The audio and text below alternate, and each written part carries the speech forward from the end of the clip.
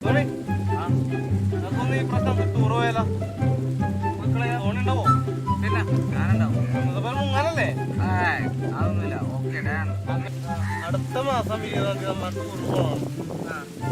നമ്മുടെ ഫ്രണ്ട്സിന് നമുക്ക് ചോദിച്ചു നോക്കട്ടെ. സോണിയുടെ കാര്യത്തിൽ അമ്മ എന്ത് പറയാൻ നോക്കട്ടെ.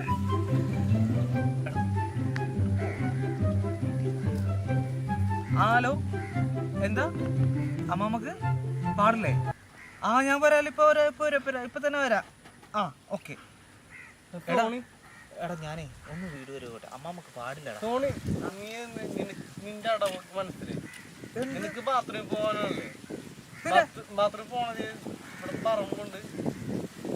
എനിക്ക് ബാത്റൂമിൽ പോകാൻ മുട്ടണമെന്നില്ല. പോടുന്നു. പിന്നെ ബാത്റൂമിൽ പോകണം. എന്നോട് അതേ പറഞ്ഞാൽ എനിക്ക് ബാത്റൂമിൽ പോകാൻ മുട്ടണമെന്നുണ്ട്. എനിക്കിപ്പോൾ പോകാൻ മുട്ടിയ കഴിഞ്ഞ് ഞാൻ പൊക്കോളാം. അത് എനിക്ക് നീ പറയണ്ട.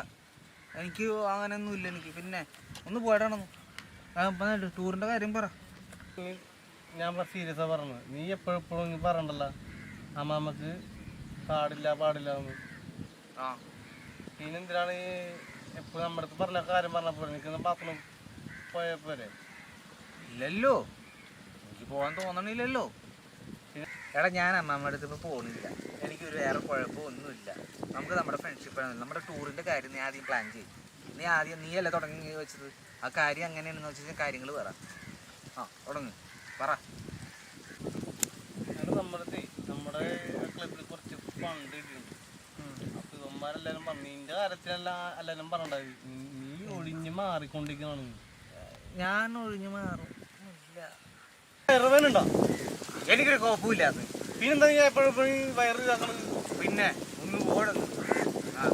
എന്നിട്ട് പിന്നെ കാര്യങ്ങൾ പറയാം. നമ്മൾ അവിടെ പോയിട്ട് എങ്ങനെ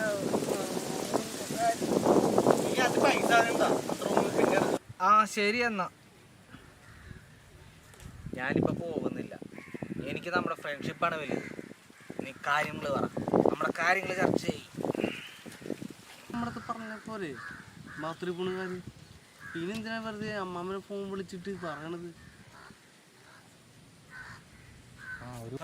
ഒരു ട്രിക്ക് ഉണ്ട്. എന്താ മാമേ? സോണിന് പറഞ്ഞിടണോ? അതേതായാലും നന്നായില്ല. അപ്പം നാണം കിടയുമില്ല. എനിക്ക് വീട്ടിൽ പോയിട്ട് വരികയും ചെയ്യാം. എടാ എന്താടാ പറഞ്ഞത് അമ്മാമ്മ? അമ്മാമ്മ വിളിച്ചിട്ടുണ്ടായിരുന്നു നിന്നോട് വീട്ടിൽ ചെല്ല.